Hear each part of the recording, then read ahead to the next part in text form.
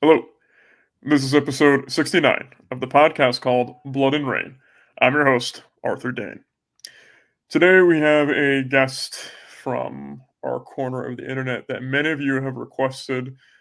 Many of you know and love by the moniker Principality of Spirit. He hails from Greece. He is a devout Orthodox Christian, excellent writer, historian, studying cultural anthropologist. I'm very excited to have him here today. How are you? Thank you for that introduction. I didn't know if I didn't know that I was so much of a good writer, I suppose.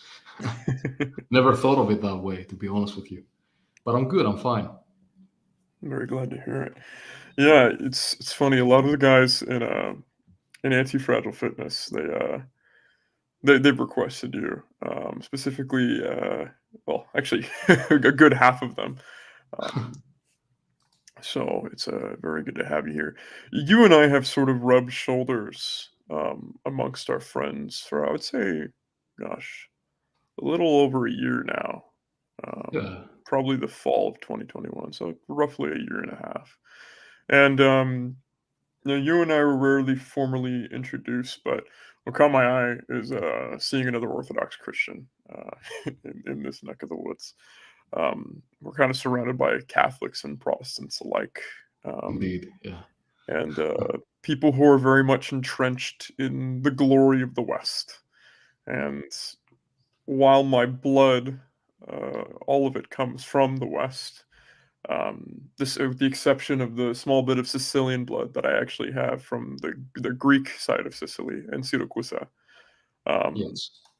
all of my blood comes from Catholic Europe, really. And I grew up in a historically Protestant country in the United States. Um, so while that is the case, I find myself buying less into the Holy Roman Empire lineage, into Anglo Empire, into United States lineage and understanding we have of society. Definitely more so the East, despite not inheriting that by blood. So it's I have a lot of questions for you. I'm sure there's a lot we can discuss, but it's probably best to sort of start with who you are, where you're from, and why you started writing on Instagram. Right. People in this sphere mostly know me as Thomas.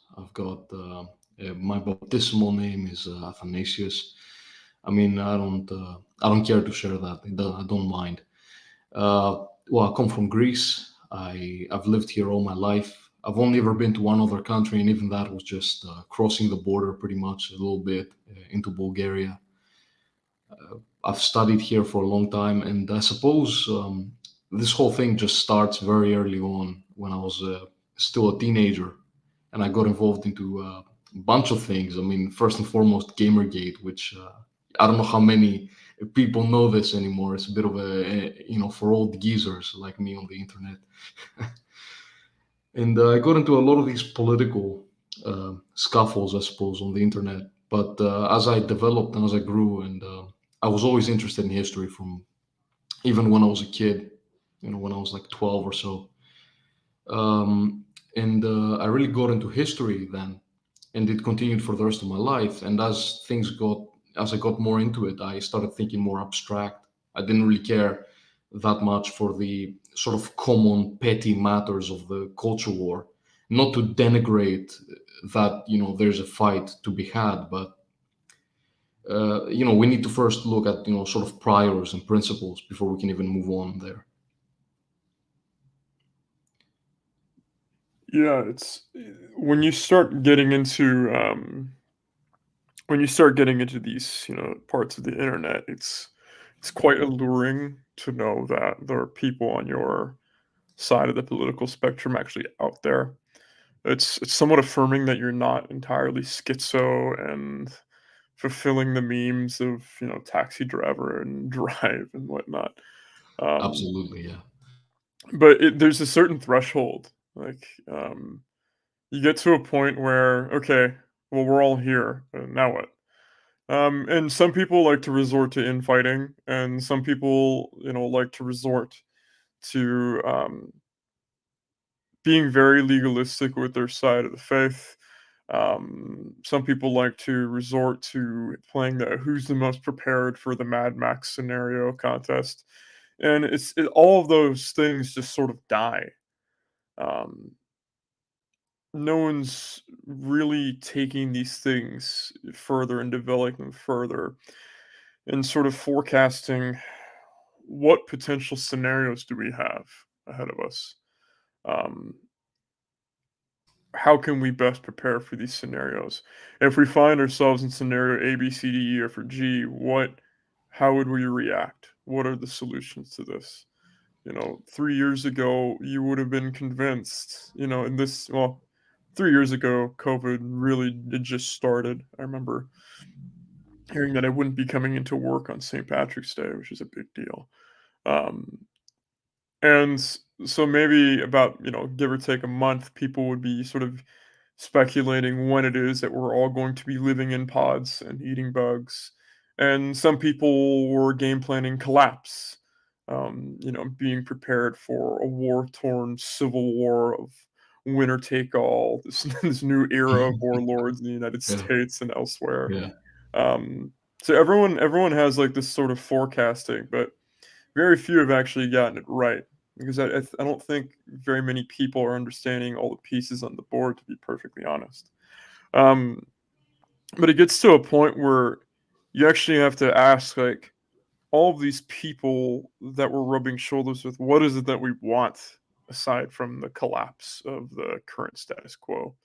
And not necessarily a violent, accelerationist, vitalist, for vitalist's sake collapse, but just an ending of a very powerful and insidious godless authority. Um, this is something you write about extensively, so yeah, yeah. I'd love to Absolutely. hear, like somewhat of a distilled, but do not be afraid to be long-winded. Your position on, and it's very much indicative of the way you present yourself. On Instagram, post Enlightenment worldview. I actually titled this podcast "Neo-Chivalric Society." I'd never seen something written like that before, so I saw it. I saw it. Yeah, I wanted to explain that, and I put that on my bio specifically because I thought it represented me better. I'll start with the beginning of what you said. Uh, I approach this very much in a supportive sense with the idea of the broad tent. That okay, there are Catholics here, there are this, there are that. For the most part, I can even tolerate pagans, most pagans anyway.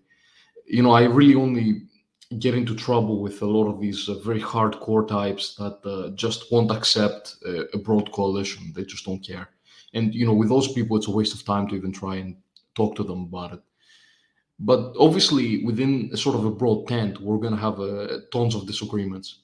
But for me, the matter is, as you said, we're fighting this godless authority that is first and foremost. And while there are factions I'm not so keen on allying with or have very, very serious criticisms in regards to them, I think absolutely I'd say that we should at this stage remain the sort of broad tent. As of now, I mean, as you said, we don't really have a sort of developed vision, not a positive one, not a negative one. I mean, academic agent likes to talk about the negative vision. I know we both watch him.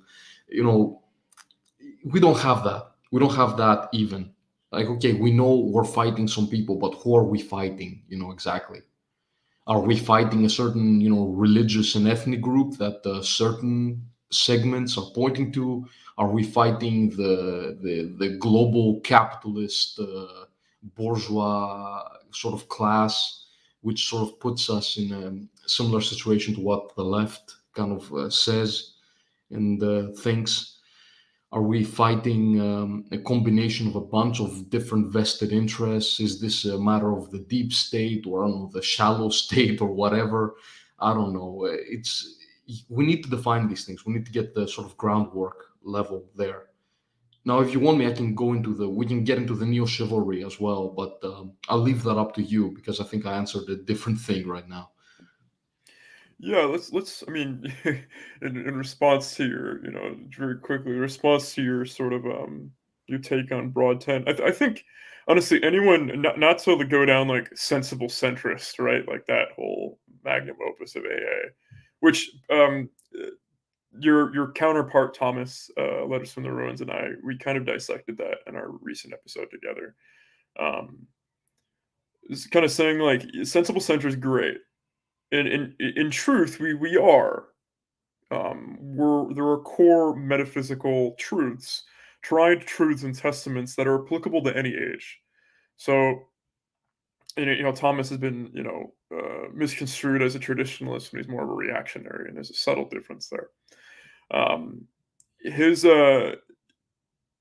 his sort of nature is kind of talking about more so about the future, and he says, in order for us to usher in, a sort of a new era after this regime, we can't just be sensible centrist because there's something within men that wants to be radical. There needs to be this surge of energy to enact change. In reference to your bit with academic agent, he's been very much on the cyclical history trip, which has been really interesting, honestly, because his stream on the Prophets of Doom was very good. Um, in regards to that, I don't. I think I saw your comment on his poll on Substack about who were the new barbarians. When he was doing that original stream of the Prophets of Doom, I think I was the last like little super chat that asked, and I said, what do you think the likelihood of the Slavs being the barbarians? Because they have a certain high average IQ for the most part, and they've maintained a martial spirit. They've maintained basically both not only devout faith despite being behind the Iron Curtain, and they've maintained masculinity and a lot of traditional values, so on and so forth. Could these be the new barbarians? And then so he kind of asked like candidates for barbarians, Africans, American blacks, Slavs, and there was another ethnic group. Um, but he stated these people would sort of come out of nowhere. And your response was actually that the barbarians sort of live among us. Barbarians within Europe and within sort of the European diaspora would kind of rise up, and I thought that was a very interesting thought. And in response to cyclical history in general, I talked about this with Zenobial, that I think cyclical history is actually true within an encapsulation of Christian linear time. Like we'll continue to fall into these cycles of a fallen world until end times, basically, until Revelation. I don't think that they're mutually exclusive. Um, so in overall, to sum up all of these things, kind of to get the audience up to speed with stuff that you and I have been sort of reading and digesting, internalizing, and pondering probably over the past year plus. Um, I think to usher that in, broad tent is very much needed. When I was on Jay Burden's show, he's very good at interviewing. He kind of cornered me into what my position is, and I kind of, as I was speaking to him, realized it's a form of Christian vitalism. Like there's vitality in the stakes of our salvation every single day, the stakes of our society every single day. And as long as a Christian comes first above vital, then there's nothing wrong in terms of the organization of one's personal hierarchy and probably macro hierarchy, for lack of a better term.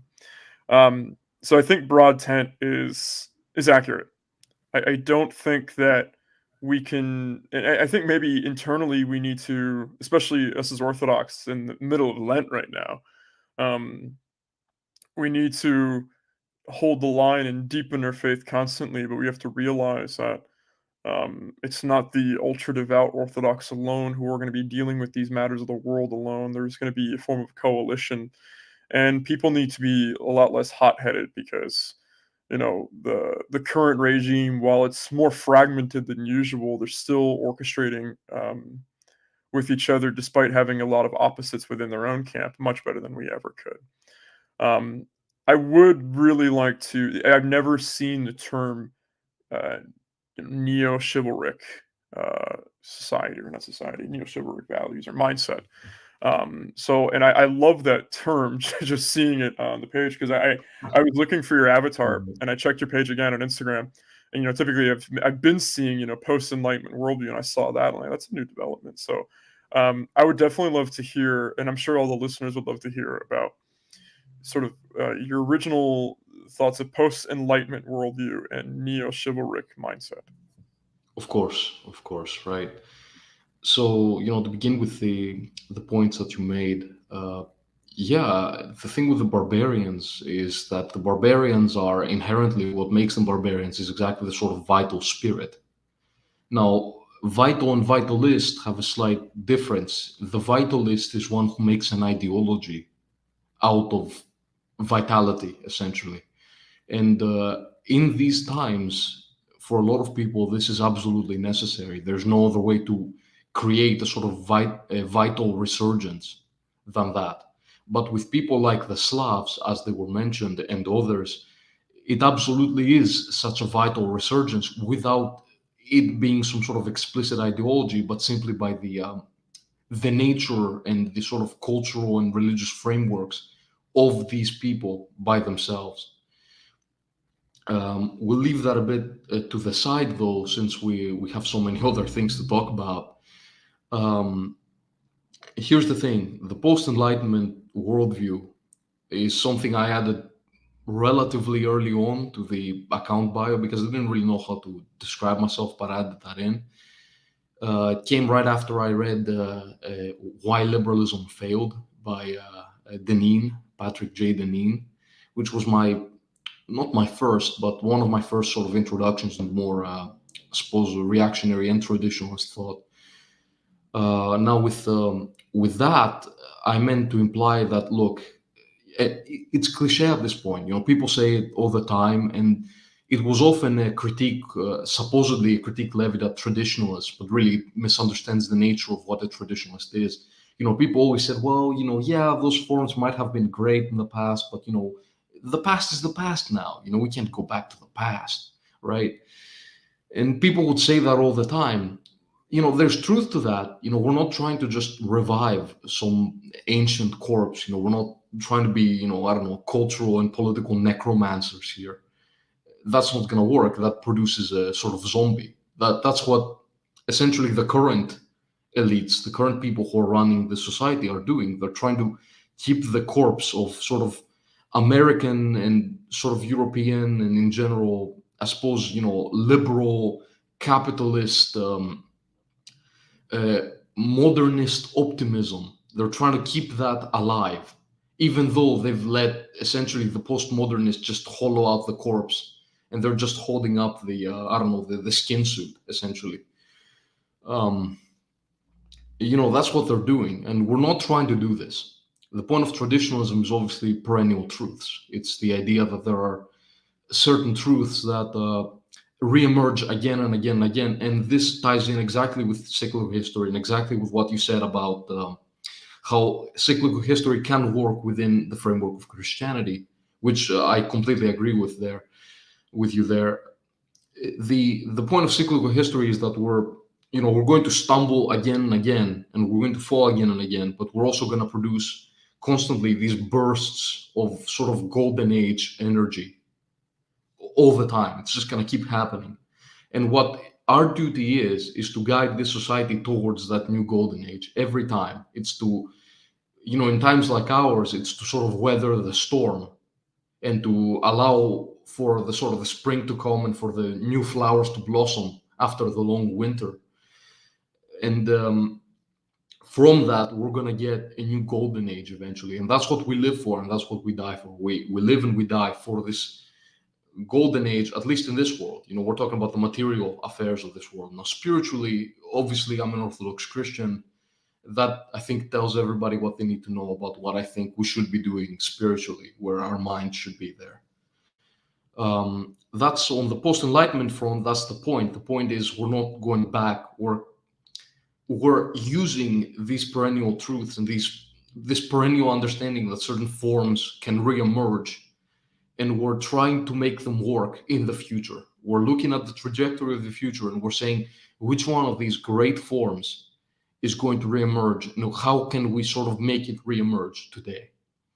And this ties in absolutely with neo-chivalry in the sense that, well, let's take it from a purely military perspective, right? Knights were on horseback. Horses are not important anymore. Nobody's going to be on horseback. I don't believe in the Mad Max scenario, so I don't think we're going to return to the horses when the gas runs out, right?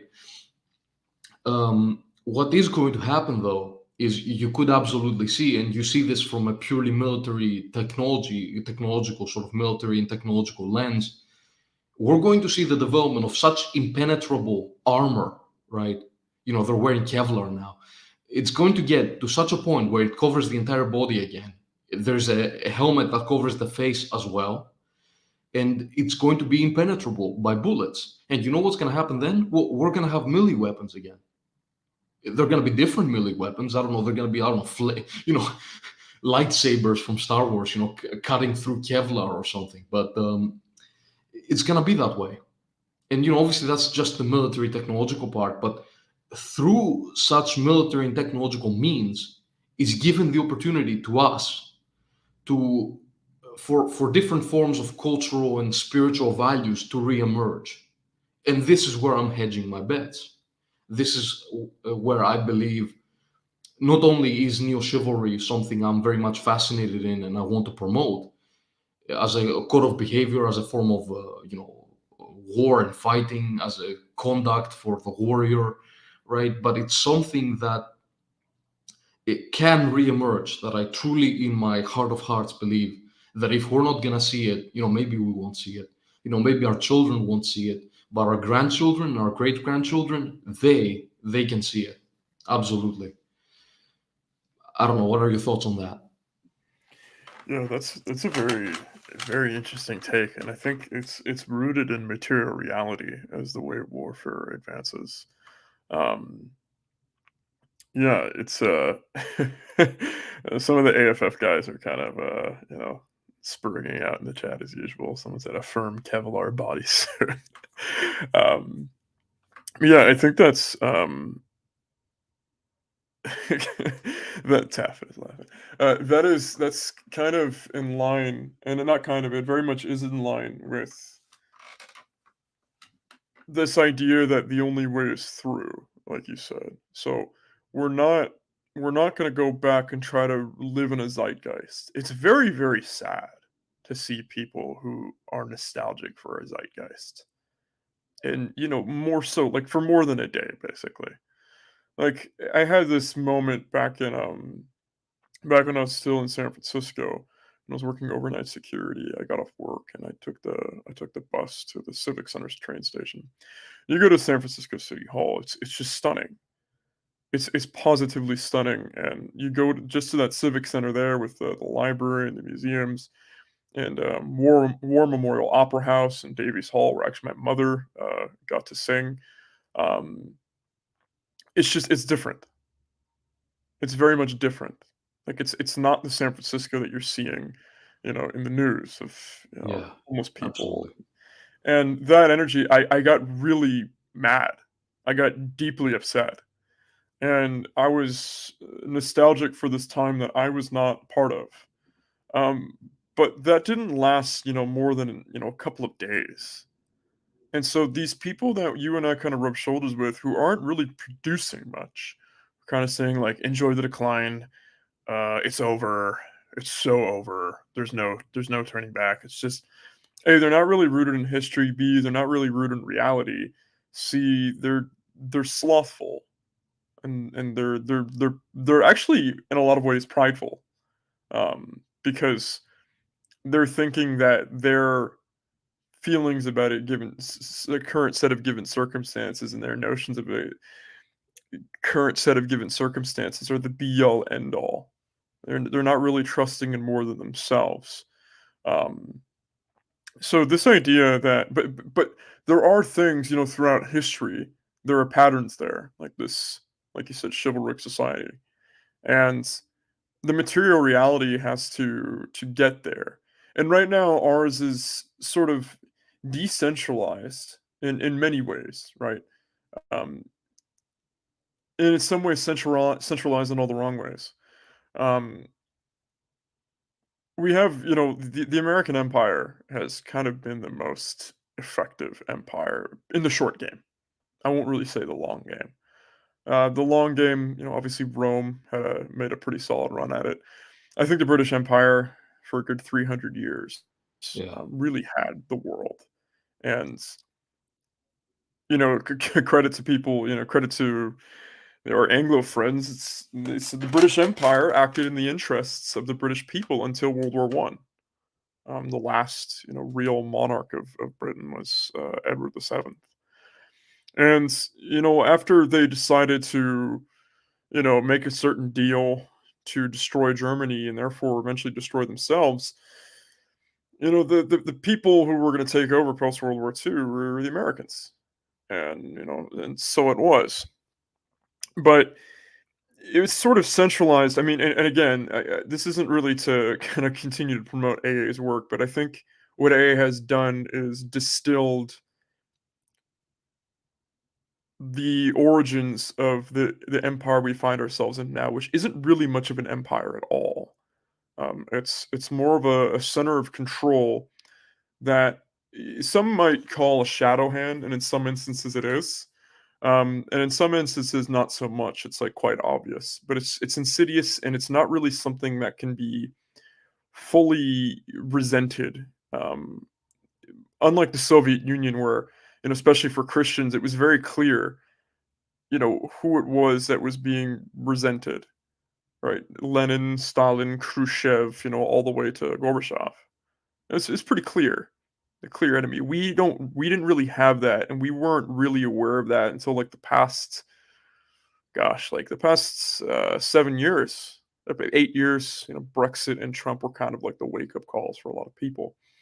And the more we dug into these sorts of things, the more we saw that, the more we got to understand managerialism, right?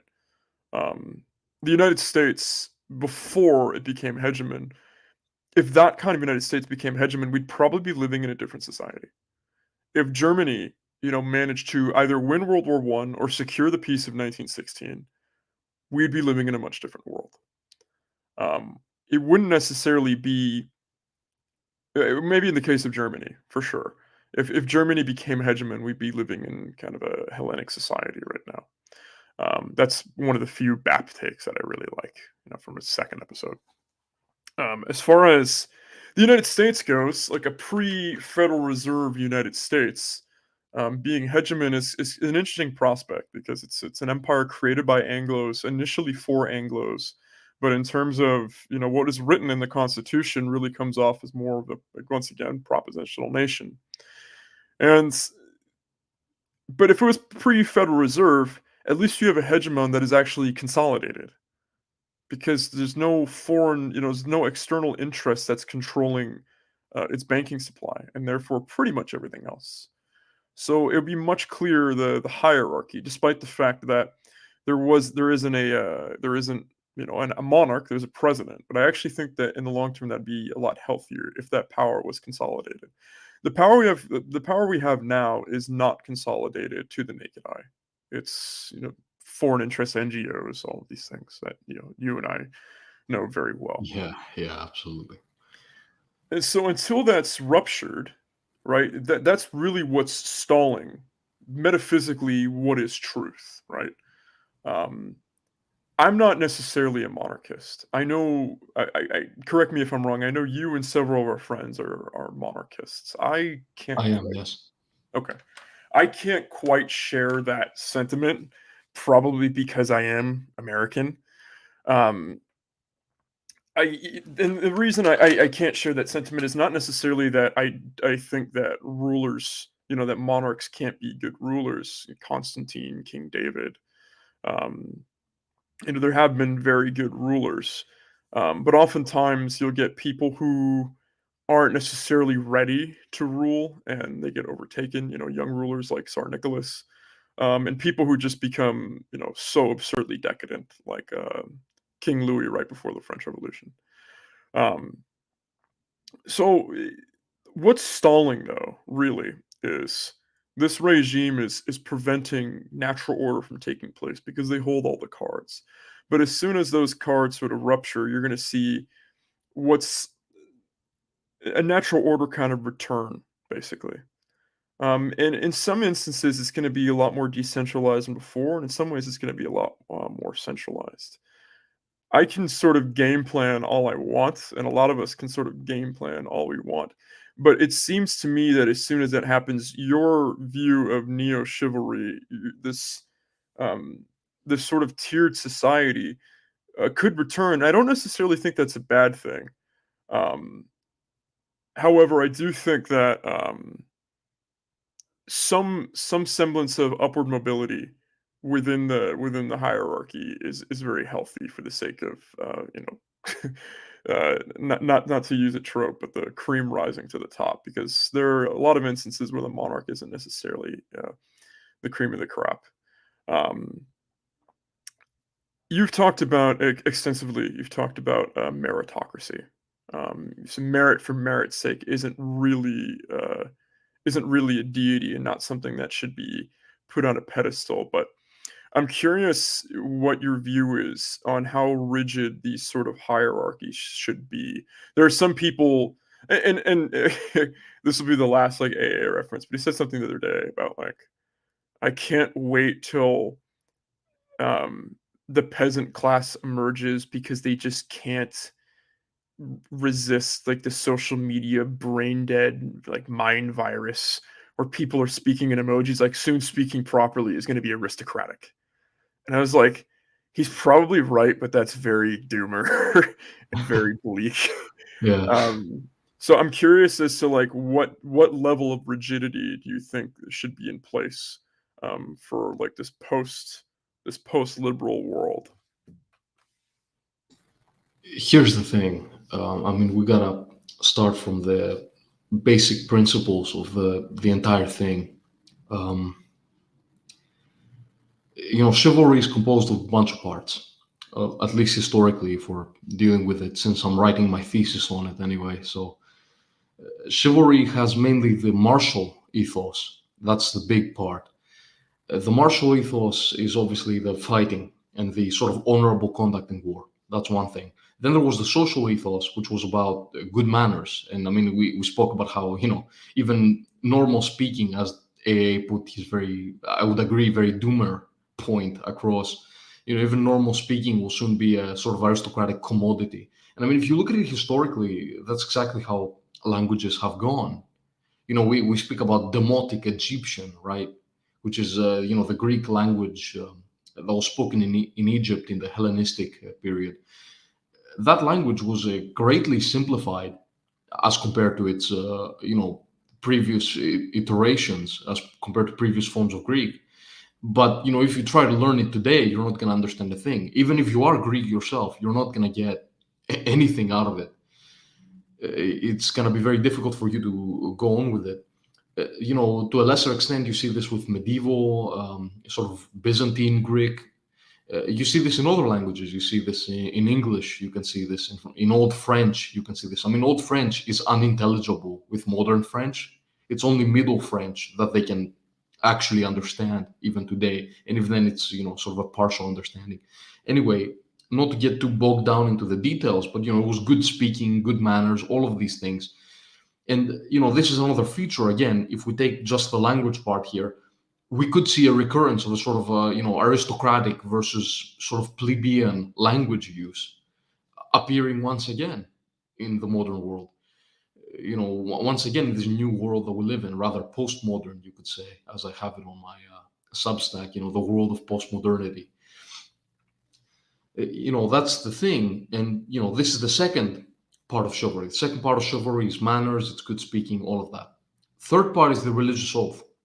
Again, genuine belief in God. We're talking, protecting churches, monasteries, being, treating priests and monks properly and with proper sort of reverence.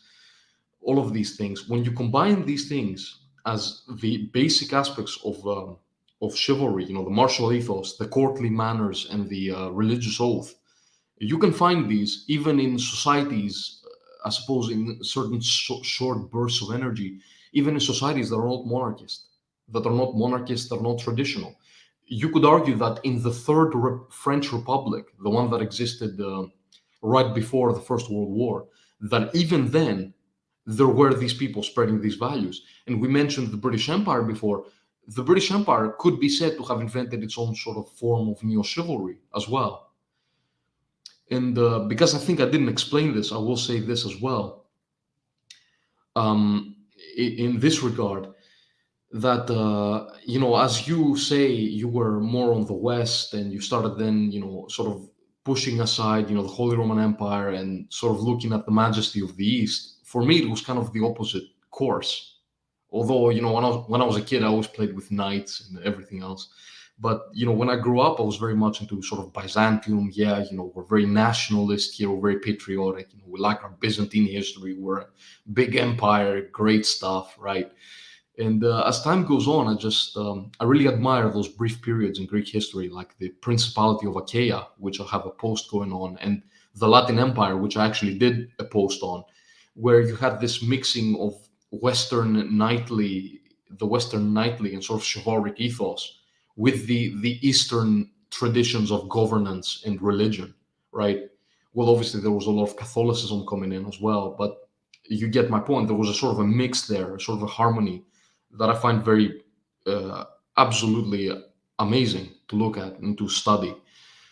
And on that regard, we can speak exactly about the monarchy question and the meritocracy questions that you posed.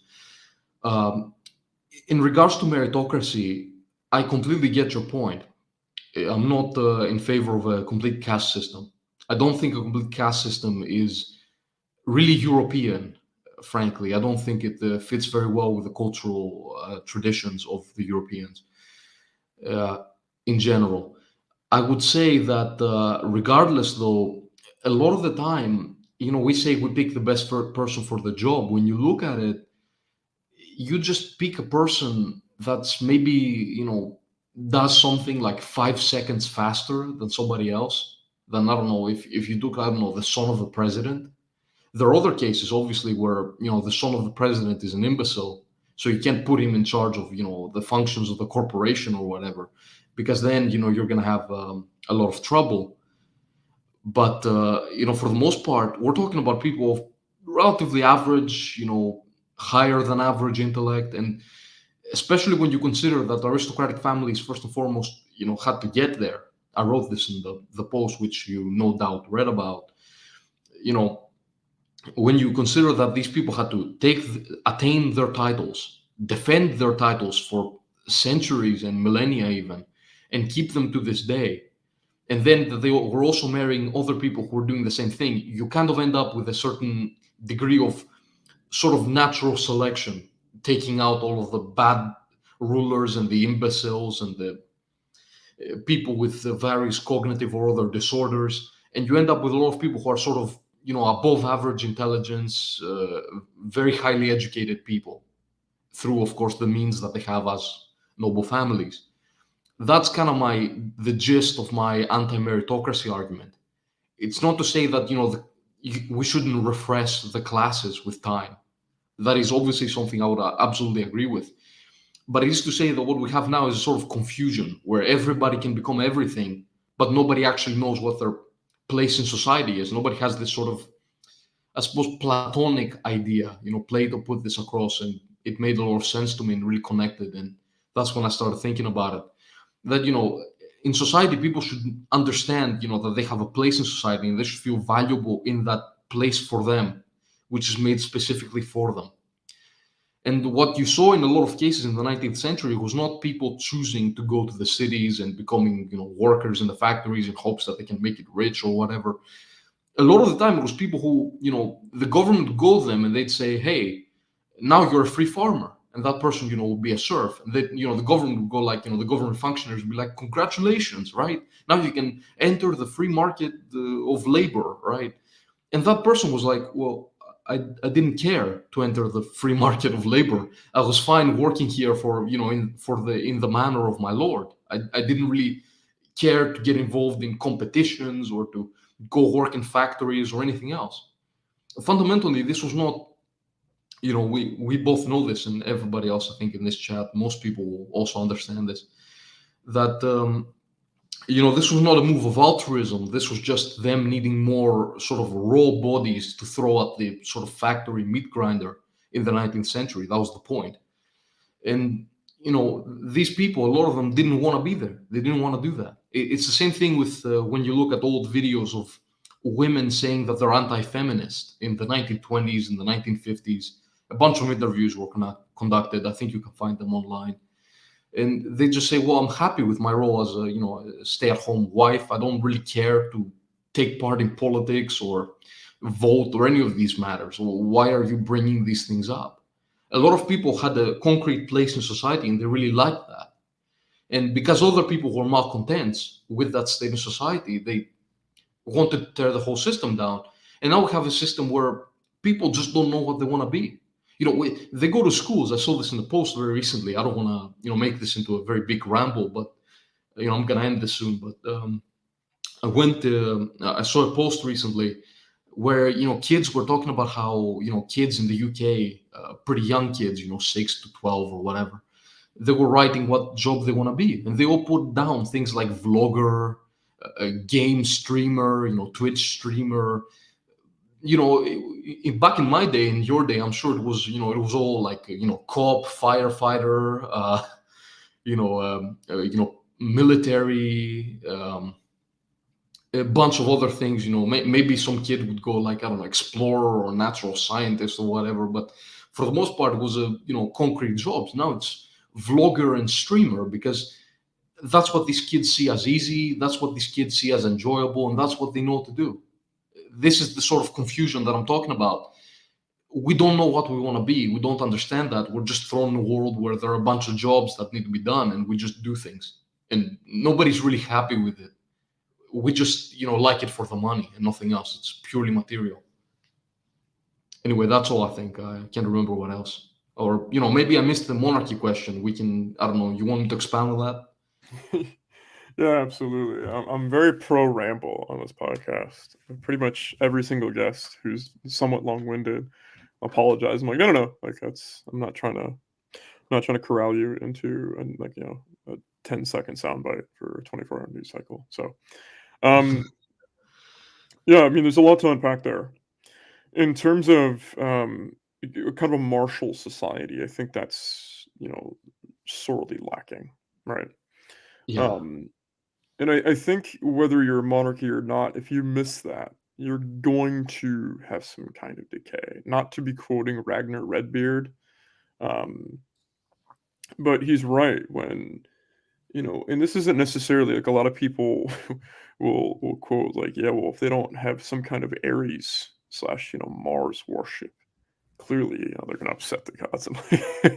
um, not to do a quick dunk on pagans, but to do a quick dunk on pagans. If the pagans were so powerful, why did they lose all of Europe? I'll just leave that at that. But the martial spirit, I mean, what is the martial spirit really? Is it just pure combat? Yes and no. Um, it's it's basically the ability to defend against existential threats. It's an understanding of life and death. It's an understand of what it takes, the discipline and will and grit and vitality that one needs to have in order to preserve what is behind them. Um, so if a nation doesn't have that, it just goes very lapse. Um, now, people may point to the United States as well, saying like I've seen some good points that the United States is a very lucky nation, and in a lot of senses, I would agree. Probably the luckiest thing in the world is the Louisiana Purchase. Being able to like Napoleon strapped for cash, he's going to sell Louisiana, which doubled, I think, more than doubled the size of the United States. And then from there, they just needed to pick a fight with Mexico to get to the coast, to secure my homeland, basically. But at the same time, that martial spirit never really died. It's one of the few revolutionary wars, not just a pure revolution. So it's a faction versus a faction in open traditional combat. Although the precursor to guerrilla warfare in many battles, you can see that. Obviously Trenton, that's the famous one. Saratoga, Bunker Hill, which a lot of people classify as a loss, but really it's a draw. Um, but that martial spirit, so it was born in war. The country was they fought for independence. And then they had to fight again to tighten the grip on that independence in the War of 1812. And then they're basically picking fights with every single Native American tribe for a good century. And intermittent with that is the fight to get to the coast, that solidified a truly American idea and manifest destiny. The nation hasn't really recovered from the Civil War. It's split itself in half, so it's once again born in war. We finally gave gave into the allure of overseas imperialism in the Spanish American War. We finally ended our isolationism in terms of being involved in the course of European history in World War One, and we became hegemon in World War Two. Everything we've done is born in war or martial society, and people can point to um, various years of peace and isolationism, but there was still some kind of martial spirit being cultivated. Even in westward expansion, when you're a pioneer, like, you could be picked off by some Native American tribe that wants your scalp. Like, it's there were stakes at all times. And Yeah. JFK, who's a controversial figure, especially in this sphere, right? So if um, my father had a silver-backed, or a non-Federal Reserve $5 banknote in his childhood in New York City, and then JFK got assassinated, and then all those notes just disappeared.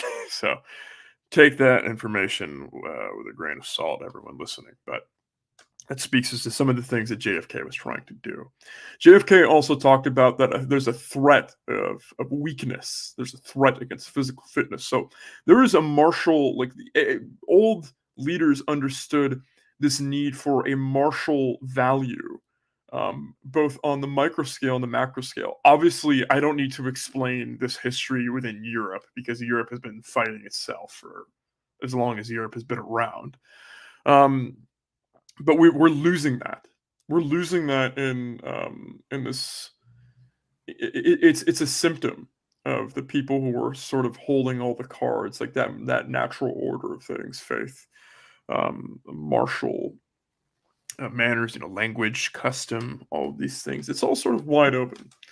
Um, I think that's where the vitalists, get something right. Yes, I would say so. And but not so much that again, the Mad Max pipe dream. It's not happening. I pretty much say that every single episode now, just to remind people. But in terms of monarchy, not to say this on YouTube, but we saw a society that had upward mobility within itself. At the same time, everyone knew their place, so they had like this very good knife's edge balance of, this is your place, this is your place, this is your place. You're probably going to be really happy, right? The person who just has an aptitude for farming and doesn't really want to do much else, throwing him into this, like you said, this wide open hellscape. Well, you're free, so go just do it. And he's like, what? What do you mean? Like, I want to go back to farming. Yeah. Like, no, don't you want to be in this wonderful landscape of fluorescent lighting and whatnot? It's like, yeah, probably not. But at the same time, having that wiggle room is like, well, this person, comes from farming. It could be the same family, and say, I have a vision for creating something else. A true entrepreneurial spirit. Um, and I think having the room for that, like what you'd see in America, is like, this exists because it can in this nation. That's been alluring to so many European immigrants who wanted to leave the farming life, or maybe wanted to leave, the current given circumstances of taxation or poverty or whatnot, and head to America.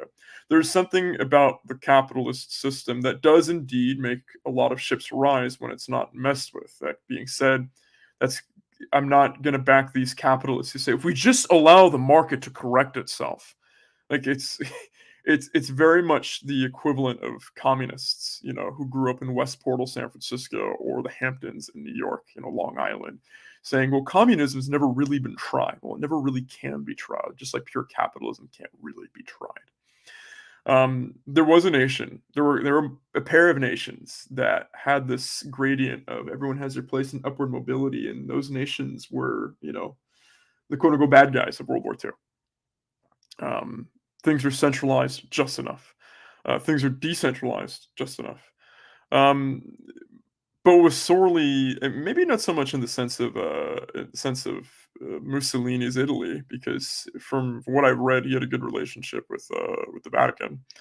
But certainly in the sense of Nazi Germany, you started to see this like Nietzschean belief in like a divinity within Germany, really just have that initially prosperous nation just descend into madness.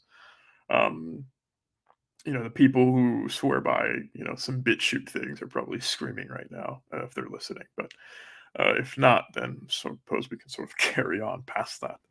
I think that missing link is God, and this, the reason I wanted to have you on during Lent for us Orthodox Christians is, I think, a more peculiar question, a more fascinating question, and the reason why I get into arguments with people who are Americans who are suddenly neo-monarchists, but neo-monarchists in the sense of the West, the Holy Roman Empire.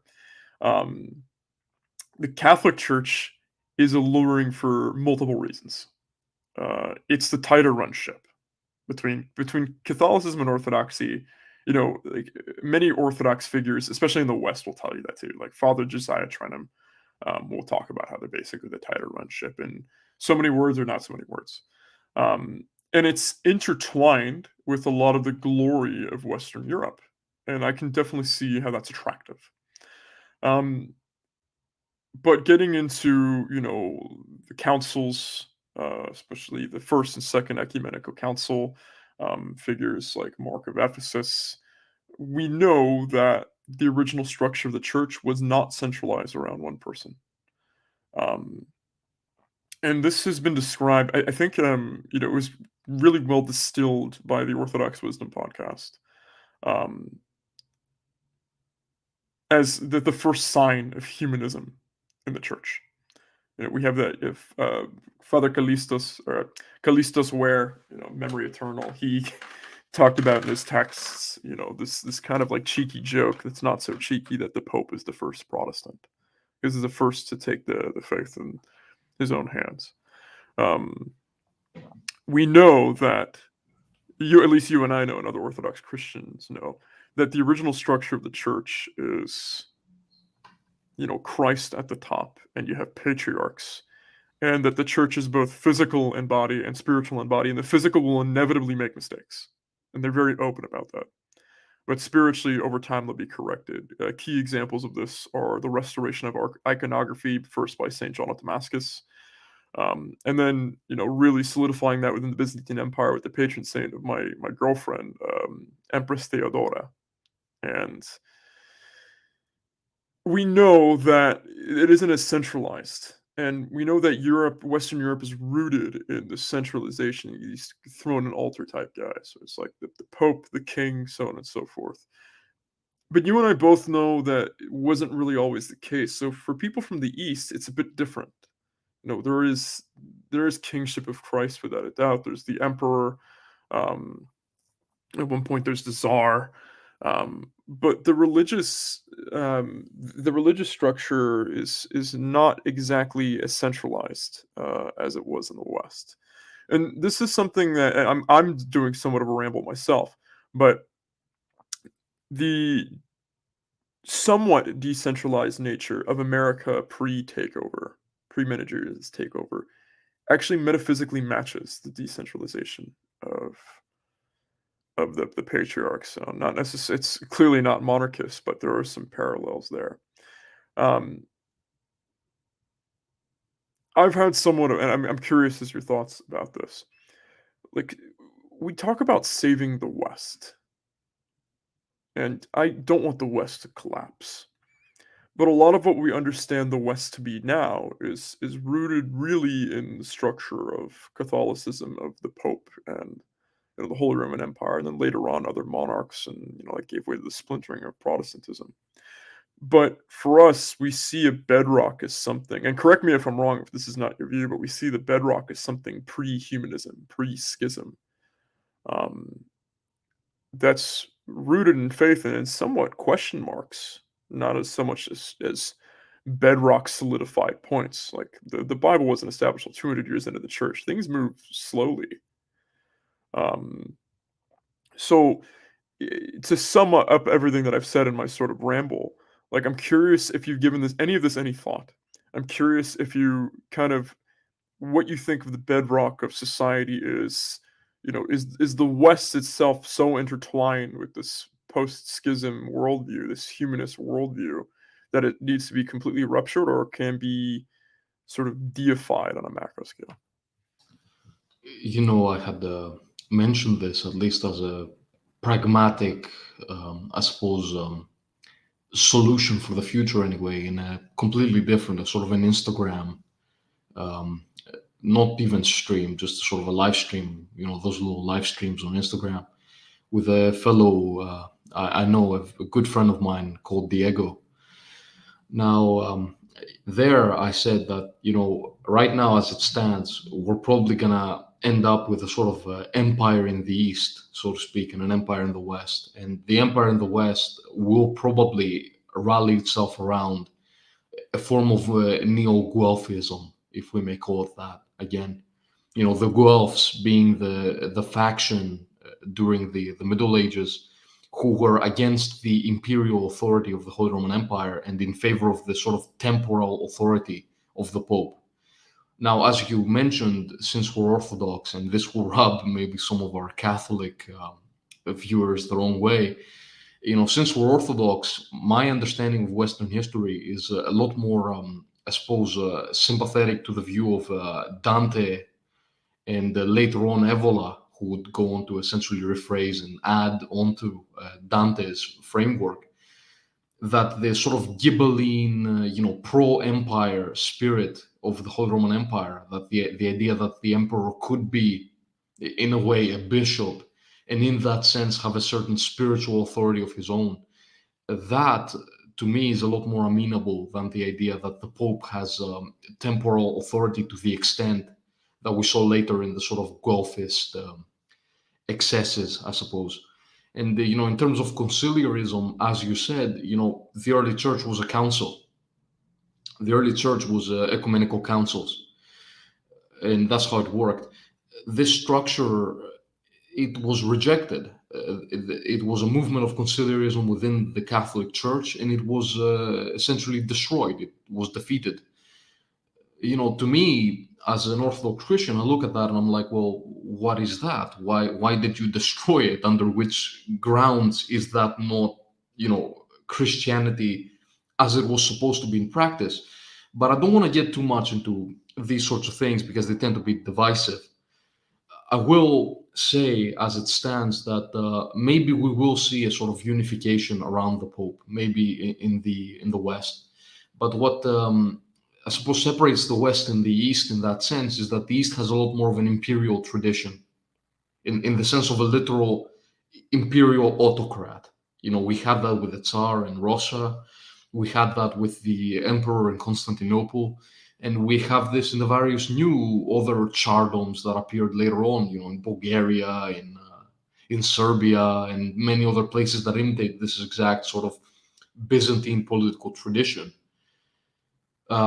If I had to say whether this imperial autocracy or feudalism is the better system, I would not be able to tell you, to be honest. I think if we had to form a system and we had to take inspiration from past systems, like, for example, the American founders did when they were drafting the Constitution, then I would say that we'd have to take equal parts from the East and from the West in what we're doing. But obviously, it would have to fit the culture of the people who are there. You can't go into Russia and give them English parliamentarianism.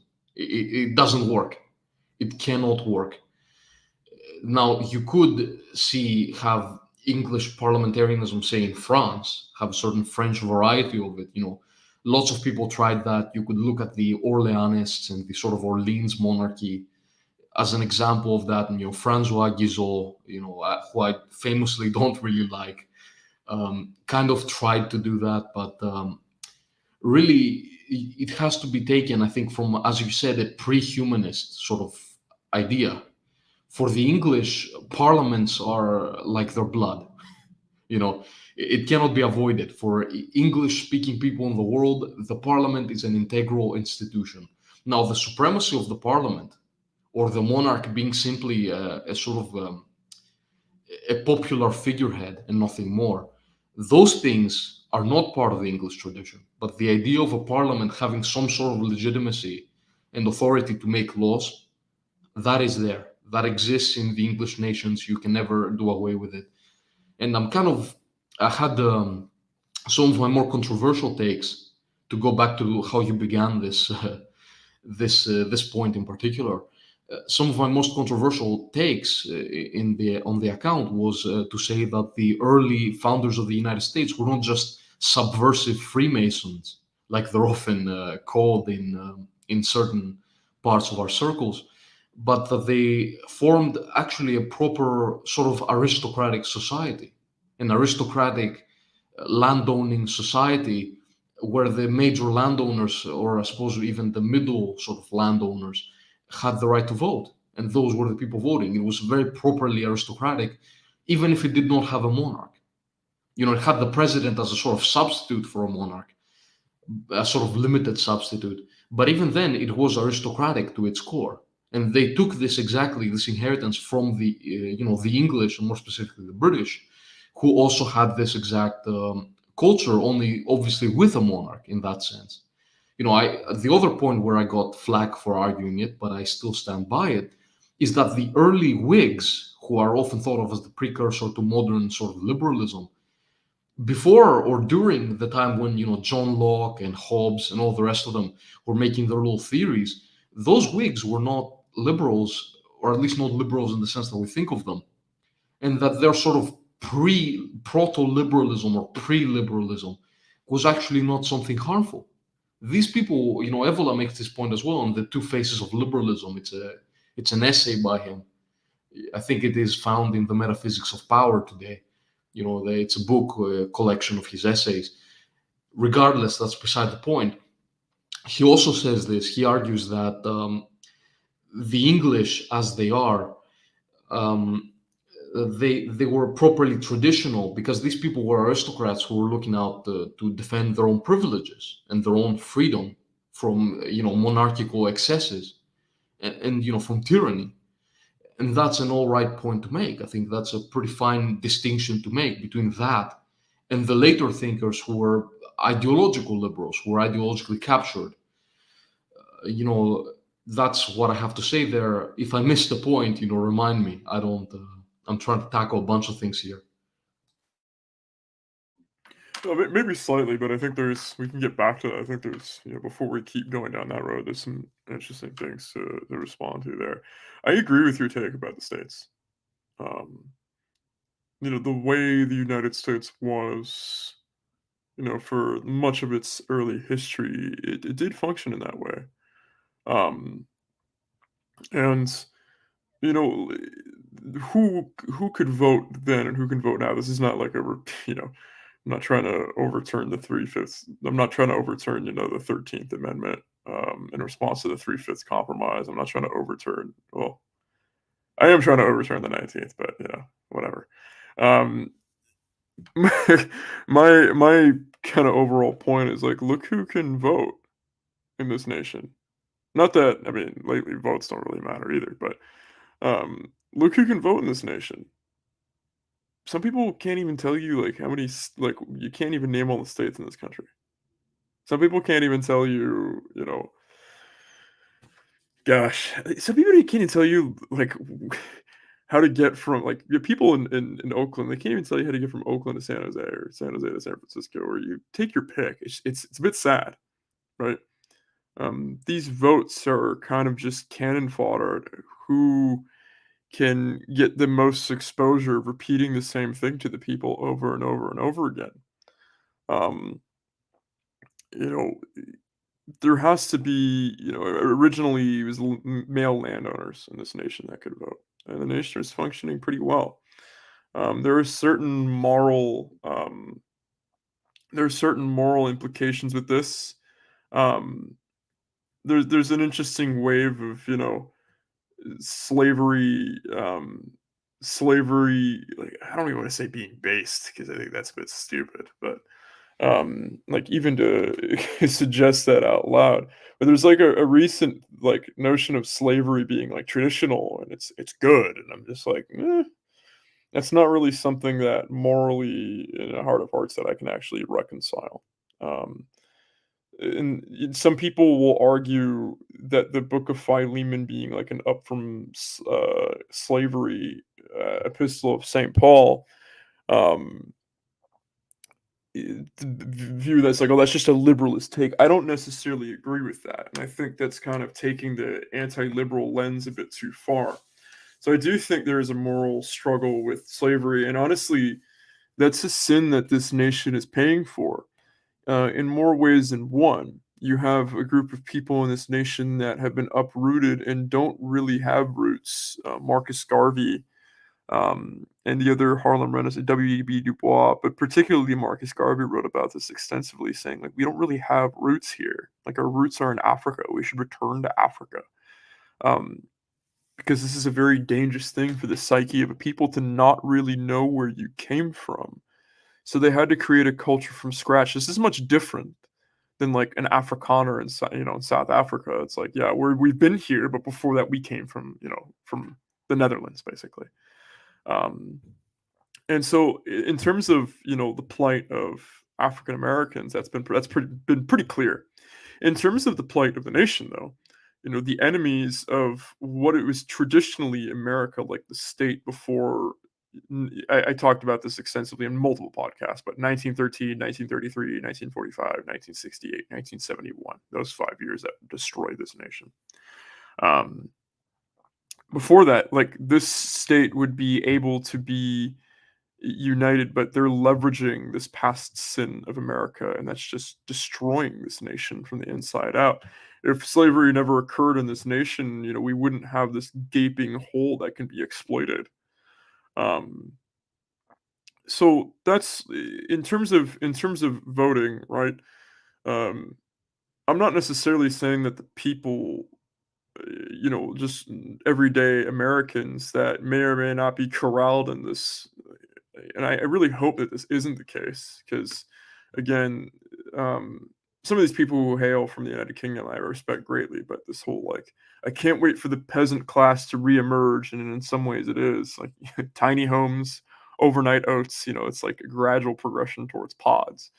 Um, I really hope that isn't the case, but um, I was speaking with someone who's from China who's pretty well off, and it's just like, well, my father's allowed to vote, but the common farmer that doesn't know what's going on isn't allowed to vote. But look how well our nation's doing, and I was like, I can't really argue that point.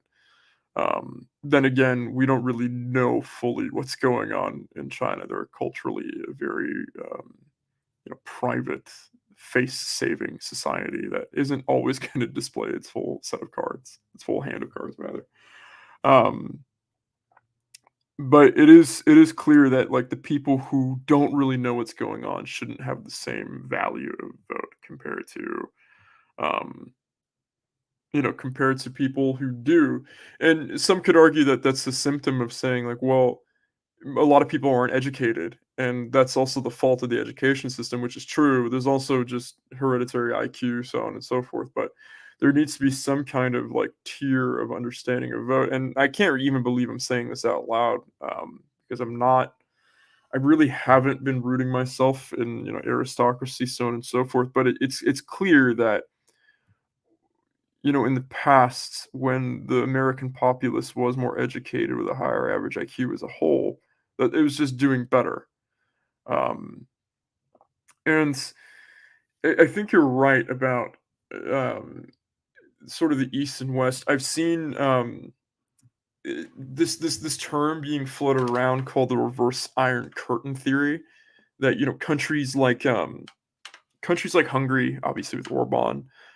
People get upset when I say Belarus because of Lukashenko, because he kind of like screws over other countries for the sake of his own, but that's pretty that's pretty common in the past.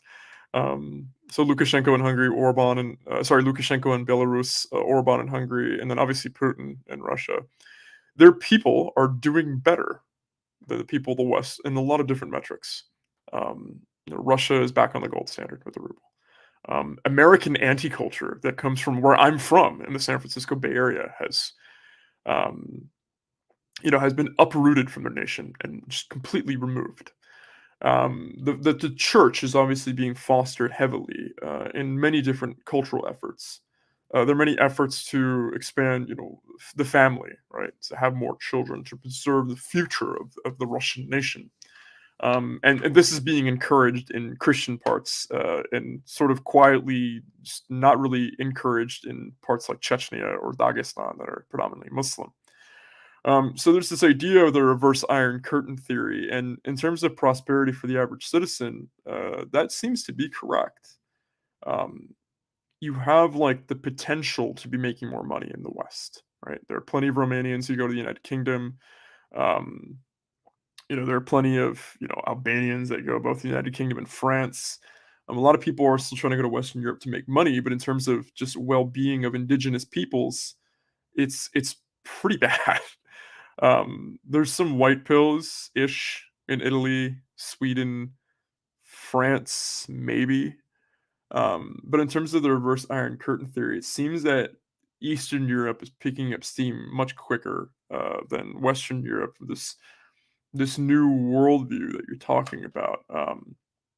I do, I did like your piece, kind of like breaking down, um, how some traditions legally are kind of they're they're communicable between nations, right? So it's not really too big of a sell to have a parliamentary system completely rooted in English law, given to France that France that was maybe used to Napoleonic law, or even for that matter, vice versa. But trying to like apply the American system to say Hungary or Belarus, not so much. So there is a gradient there that's ethnic, geographic, religious, so on and so forth. Um, I think the East will reach there first. Um, I'm curious how it'll play out in the West. Everyone has an opinion on that, and I'm not really super interested in. I'm not really super interested in, again, sort of forecasting, because I think I think points that you have made, I have made, Letters in the Ruins have made. Zenovial had a really interesting point about how he thinks that we've actually already been living in the winter, um, since the '60s, and and maybe that's like more of a white pill than we bargained for. We're sort of like nervous to believe that, because we don't want to we don't want to get our hopes up. Um, but Yeah. it's the West will eventually centralize around something true, as the current regime looks to be less and less competent, despite many people's beliefs. Um, my question was more in the bedrock of the West, right? Because if and this is almost like the metaphysical bedrock of the West, and this isn't again, this isn't like a campaign for like the spread of orthodoxy in the West, although I would obviously very much like to see that. And orthodoxy is rising in places like the American South and North Dakota. Um, Orthodoxy really only has its roots, like really deep roots, um, in this nation, in Alaska and California, of all places, in San Francisco, where I'm from, thankfully. So it's a part of my heritage in that regard. But when we're speaking of bedrock, right? Do you believe that the humanism of the early Catholic Church can sort of be divorced from the bedrock of the West?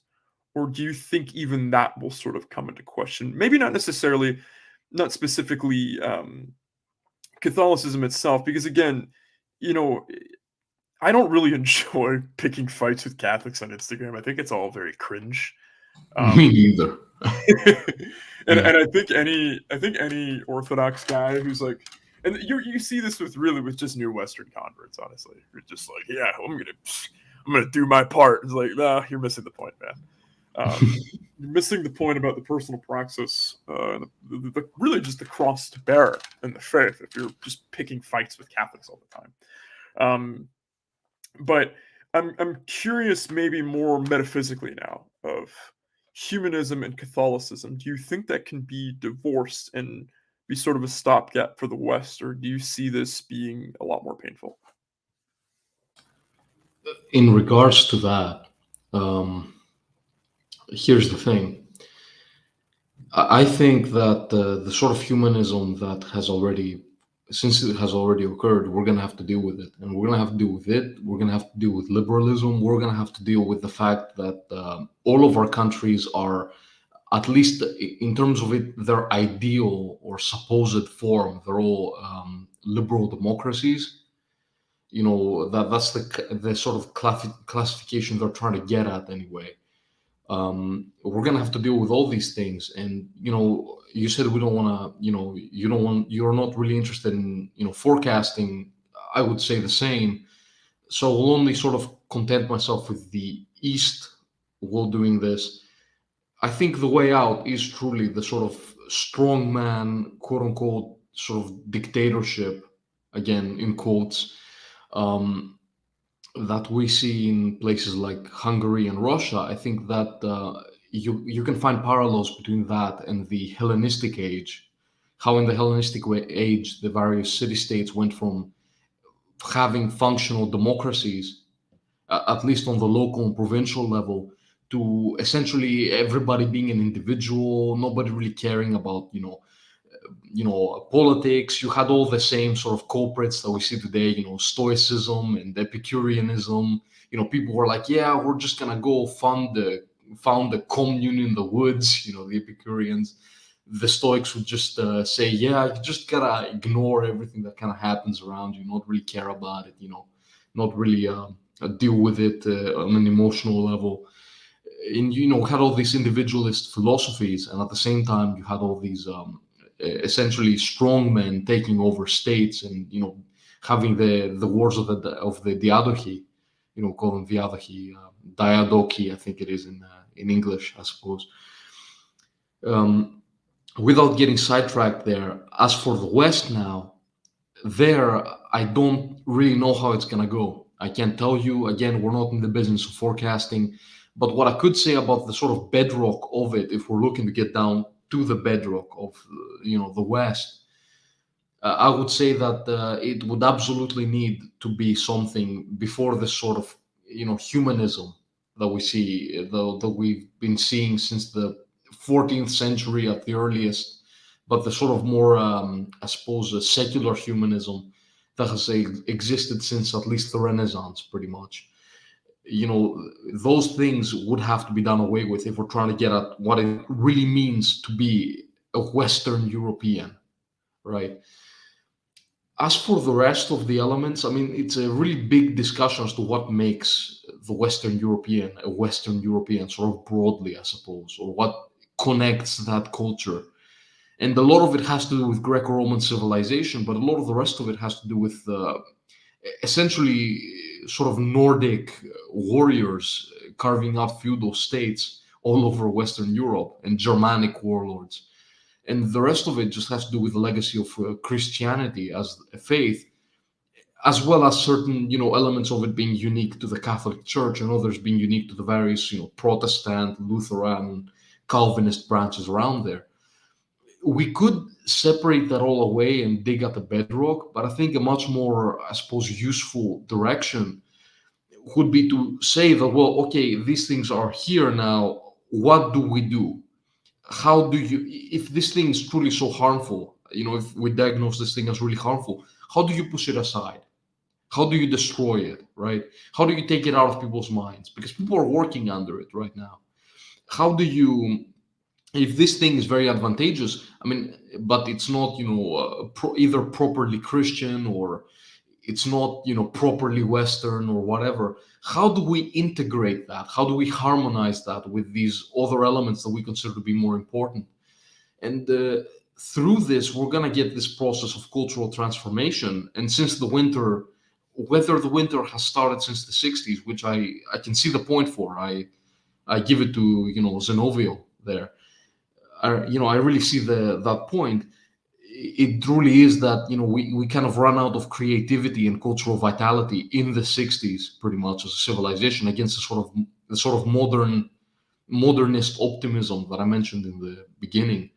We lost that in the subsequent decades.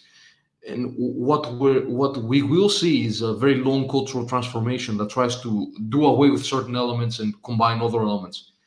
In this instance, I'd say that Nietzsche is very useful to study, even if somebody doesn't really like his takes on Christianity, or his understanding of history and historiography. What are the thoughts on that? Yeah, I think I agree with you pretty much across the board. I'm a big, of the figures that we're sort of exposed to quite constantly. I'd say Carlyle is one that I resonate with quite a bit. Um, Car- Carlyle, to many guys' points, he didn't really have the martial spirit of was it Gleb, but he did have like a certain like intensity, like this grit to him that says like, no, these are the stakes. These things are vital. Um, in terms of a society, like the prison should be harsher because people should really feel the pain of what it is to commit a crime against society. But obviously, what I'm speaking of in Carlyle, in response to what you're saying about dictators, is great man theory, right? Putin's a great man. He is fulfilling that Yeah, mold. On a smaller scale, Orban is fulfilling that mold without a doubt. Um, and you know whether I mean my patron saint is Saint Constantine, and the way I came to that was a bit strange. I'm not sure if I've actually told this story on the air before. I've told it to many people, so if I'm repeating myself to the listeners, my apologies. But signed, sealed, and delivered for a very long time. Um, I was going to be baptized George, right, Saint George. And this came, back right before I attended drama school in London in 2013. My mother took me to a Catholic store because we were still Catholic then, and had me pick a statue of a saint for my altar in England. And I was torn between Saint Christopher and Saint George. Saint Christopher, the strong man, actually inspired me quite a bit more than Saint George. Um, but I picked Saint George because he's the saint of warriors, it's the saint of chivalry, the saint of England, where I was moving. For the longest time, and I said, fighting background, my game plan. You and I haven't spoke personally very much, so my game plan in life, about 23 years old, I was going to. Um, it's a bit later. It's about 4 years later, 3.5 years later, before I became an inquirer in Orthodoxy. My game plan in life was to be a professional fighter, be a world champion, write a lot of books, and then if I don't die at 40, go join a monastery. So go to Valam or something of the like. Um, and when, obviously that's not the case anymore. Um, but so signed, sealed, and delivered, it was going to be St. George was going to be my patron saint. Um, Towards the end there, I was looking more at Saint Christopher and Saint Moses the Black. Saint Moses the Black, to this day, has my favorite quote of any saint. I'm paraphrasing once again. You fast, but Satan does not eat. You pray, but Satan does not sleep. The only thing you can really outwork Satan in is humility, because he has none. But about a month out from my baptism and my girlfriend's baptism, I we're long row core liturgy, of course, like 3.5 hours. We're sitting in the car after, and I say, yeah, and I don't really know why I said this out loud. I said, I'm gonna take Saint George as my patron saint, and she said, are you sure about that? And when I said it out loud, I didn't believe it anymore. I said, "No, I'm not actually." And Saint Constantine had made himself known to me out of nowhere, and I spoke with my spiritual father at the time about this.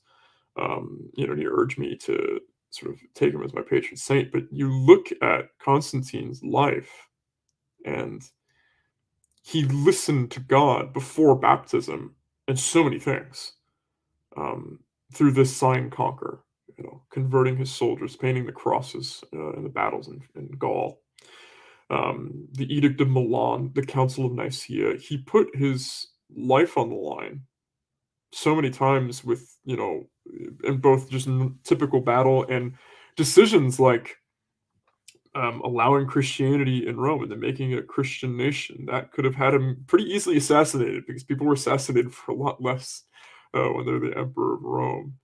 And moving the capital from Rome to Constantinople, and only being baptized, on his deathbed. But I had questions about this. Well, he's not really the most like devout. It's not like a Nectarios or Saint John of Kronstadt.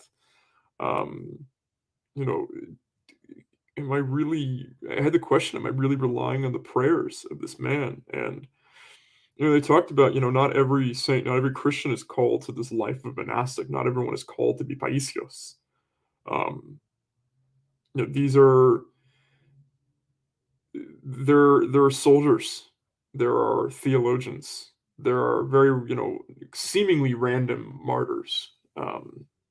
There are great healers like Saint John Maximovich and Saint Nina, and Nectarios once again for that matter. And then there are monarchs as well, Saint Theodora, the Empress, and then obviously Saint Constantine. And we're seeing a great man theory. It's like something within the cyclical framework of the fallen world demands it. Like it will pop up again and again and again. Like someone will consolidate everything and seize to set normalcy. And whether that person is Christian or not is the question. Right? And if they're Christian, it's a very, very good thing. If not so much, well, fine. Putin, to his credit, seems to be doing everything to support Patriarch Kirill, who's probably the strongest of our patriarchs in the Orthodox faith. I agree with you, honestly, with every point about the East. For someone who lives in the West, it's like, oh, that's great. They're over there. I'm over here, and I guess I'll just have to deal with things as they come. Um, in terms of, like that bedrock you were saying, like, yeah, I honestly, and again for the last time, I won't forecast, but I think inroads. We all want to see the schism healed. Um, I think the less humanism we adopt, the better. Um, the current Archbishop in San Francisco for the Catholic Church, is very pro-Orthodox, which I was shocked to hear. Um, and yeah, it's concerning for me to say the least, but I am where I am, and I don't think I'm going anywhere. So I'll just have to endure that as time comes.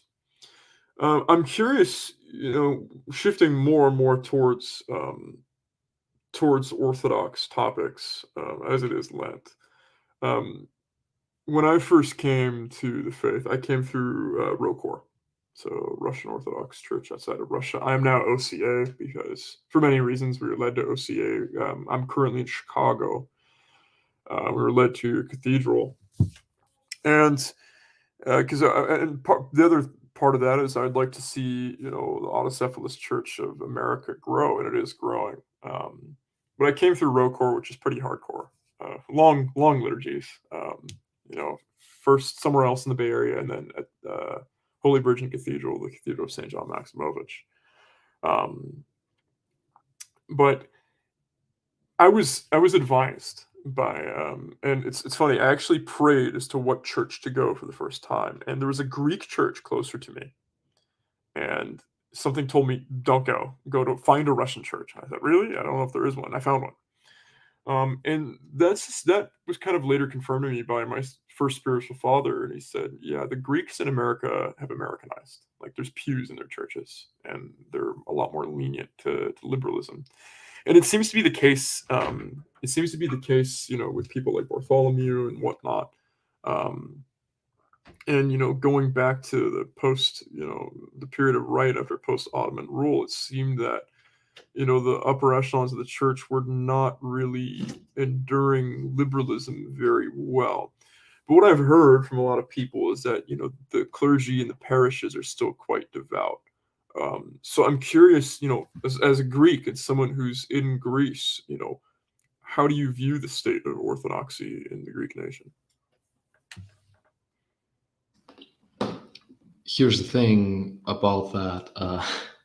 Well, I'm not gonna pretend that I'm the either the most hardcore, churchgoer, or that I really know very much about the situation of the church within the country. It saddens me a little on some occasions, and in others, it provides me a lot of hope. When I go to church on Sunday, a lot of the actual people there are nowhere near my age. Obviously, they're very, very much older than me. They're all nice, polite. We do what we also have the pews here. The pews are, I don't know, I suppose they're a sort of a feature of, I don't know, the sort of Greek reforms to the Orthodox Church specifically. We have the pews here. They're not pews, rather. They're church. They're they're chairs, right? Proper, chairs. But a lot of these things about, the rules about standing or not standing, a lot of them are done away with. You can just stand whenever, you can sit whenever you want. A lot of these things are very lax. I don't know how they work in other Orthodox churches. Maybe things are done a similar way. Anyways, in that regard, countryside, there are lots of people who really love their faith. They really love Christ. They really want to obey God, and they really want to they really worship God. But the problem is they don't know. They don't know anything, and I mean it's not their place to learn like intricate theology if they want to do that, obviously. But that's not really their job. That's not what they're supposed to be doing. Um, or that's not what they usually want to be doing anyway, or can afford to do. They don't have the time, they don't have the money. um, Now, in regards to the actual priests, there's trouble there. From what I can tell from the churches I've been in, we're either talking about priests who, well, they try to keep the service as the serious and respectable, and I suppose or reverent manner that it's supposed to be. They do sort of take this more light-hearted, I suppose, Protestant-like approach in their sort of personal interactions with parishioners. That's not very bad. But I do wonder if some of the priests are being a bit too liberal, I suppose, in the way they're interacting. Now, as for the rest of them, a lot of them are just village priests that frankly don't really know much. They are not really, they're not really well read on the theology. They know the liturgy, they know the basics, but they don't really go beyond that, and that worries me. At the same time, I've been to church on a couple of random occasions, either at my grandfather's, my grandmother's village, a couple of times when well, my late grandfathers, I suppose I should say, my late grandmothers. They have a house up on the mountains, and sometimes when in the summer months, we have a lot of people coming back to the village, and a lot of these people are very young people, and when I see them at church, that makes me very hopeful about this country. But then I don't know, you get their Instagram accounts, right? And they're faithful, and I'm not gonna put the political above the faith, obviously. The point isn't to be a based trad pilled right winger, right, first, and then to find God. The point is you first find God, you get your life in order, you are you understand you understand the faith, and you are faithful, and then after that you can actually participate in the political matters. But again, not to turn the things around their heads, but when these people go to the church one day and then the next day they're talking to me about, I don't know, the acceptance of transgenderism in this country or whatever, it's clear to me that there's a certain disconnect between the liturgy and what the church tries to teach the youth and what the youth are really gaining from it. That's not to say that there aren't a lot of very bright young kids who are truly who are truly listening. They're truly taking, their moral lessons from the church as they should be. Um, I don't know. Is that an answer? Did I answer that well? Yeah, I'd say so. It's like it's essentially they're kind of defenseless at the moment, unfortunately. Um, yeah, I work out with with four friends of mine from church every morning now. We're all OCA, and we're all kind of talking about the current, like the state of OCA is improving because the quote unquote boomer churches like are not necessarily disappearing, but they're like being de-boomerized.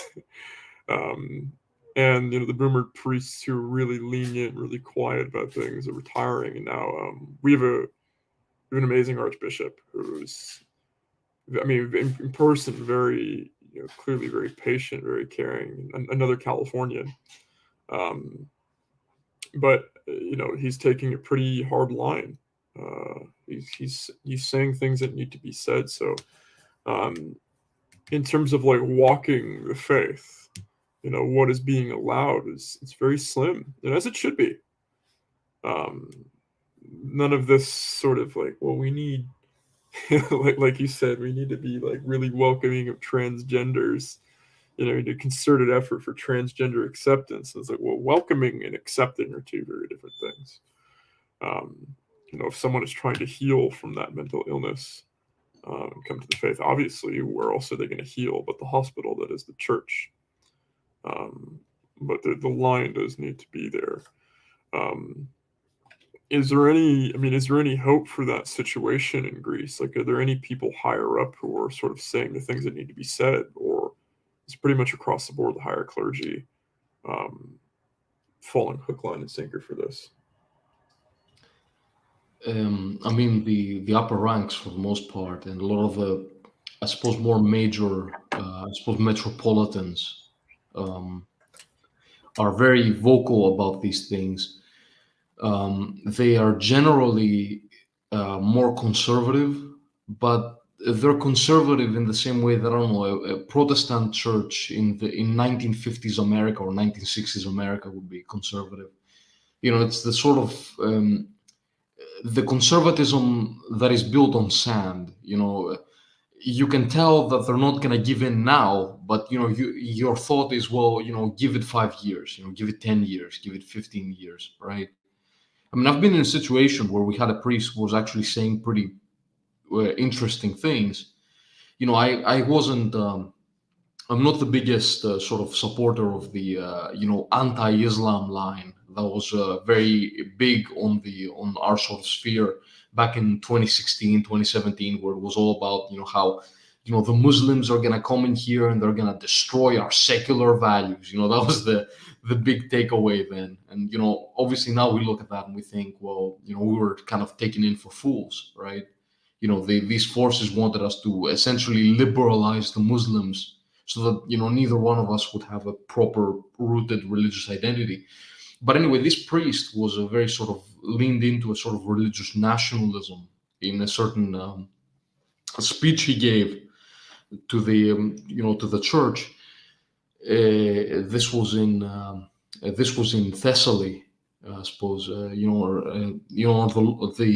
the upper parts of central Greece. I don't want to give away the exact location, but it was at a church there.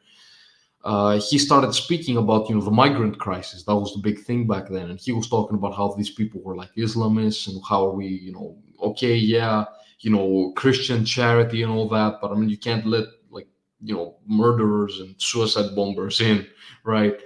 And he was a bit fiery with that. Maybe that was not the proper place or venue for him to speak on such matters. But the thing for me to keep here is that his own uh, church, right? His own, the people who are supposed to go to church and listen, right?